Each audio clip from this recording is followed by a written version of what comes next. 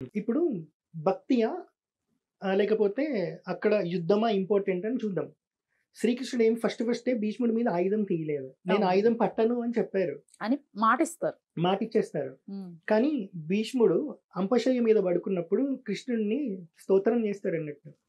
"నువ్వు భక్త పరాధీనుడివని నిరూపించుకున్నావయ్యా. నువ్వు అస్త్రమే పట్టాలన్న వాడివి. అర్జునుడి మీద నేను ఎడతెరిపి లేకుండా బాణాలు వేస్తుంటే అర్జునుడు తట్టుకోలేకపోయి ఉన్నాడు. బాడీ మొత్తం బాణాలతో ఉంది. రక్తం కారుతుంది. ఈ స్థితిలో నువ్వు అర్జునుడు అంటే నీ భక్తుడిని చూడలేక నువ్వు ఆయుధం పట్టాల్సొచ్చింది" అని భీష్ముడు స్తుతిస్తారు. ఎవరు? బాణాలేసిన భీష్ముడు. అంటే ఇక్కడ భీష్ముడి మెంటాలిటీ చూడండి. అంటే భీష్ముడి పాయింట్ ఆఫ్ వ్యూ చూడండి. అంటే ఆయన లోకానికి ఏం చెప్దాం అనుకున్నారు? శ్రీకృష్ణుడు మాట తప్పిండని చెప్దాం అనుకోలే. శ్రీకృష్ణుడు భక్తులకి ఎంత రెస్పెక్ట్ ఇస్తాడు. భక్తులంటే కృష్ణుడికి, విష్ణుమూర్తికి ఎంత ఇష్టం అనేది.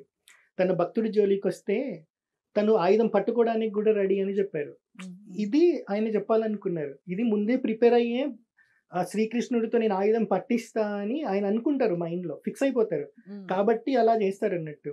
ఓకే. అది చేస్తున్నప్పుడు అంపశయ్య మీద పడుకున్నప్పుడు ఎంత పెయిన్ ఉంటది. ఆ పెయిన్‌లో ఇలా స్తుతించడం అంటే అది లోకానికి ఆయన గొప్పతనం చెప్పడానికే గదా! సో, అది అధర్మం ఏమి అవ్వదు. ఇంకొకటేందంటే సనక సనందనాథులు వైకుంఠం వెళ్ళినప్పుడు ద్వారపాలకులు అడ్డుకుంటారు గదా! అవును. అడ్డుకున్నప్పుడు ద్వారపాలకులకి విష్ణుమూర్తి చెప్తారు. మిమ్మల్ని నేను ఇక్కడ పెట్టింది ఎవరొచ్చారో కనుక్కోమని నాకు చెప్పడానికి. వైకుంఠంలోకి ఎవరొచ్చినా సరే అడ్డుకునే రైట్ ఎవడికి లేదు. హ్మ్. ఇప్పుడు మీరిలా అడ్డుకున్నారు. రేపొద్దున మీ వల్ల నాకు నిందలు పడతాయి. ఏమని? ఇదంతా పైనకి విష్ణుమూర్తి అది ఇది అని చెప్తారు గానీ, అక్కడ పోతే మాత్రం ఎంట్రీ ఉండదు. హ్మ్. విష్ణుమూర్తి ఎవరిని పట్టించుకోడు. ఇట్లాంటియన్నీ ఒక కాంట్రోవర్సీ క్రియేట్ చేస్తారు మళ్ళీ.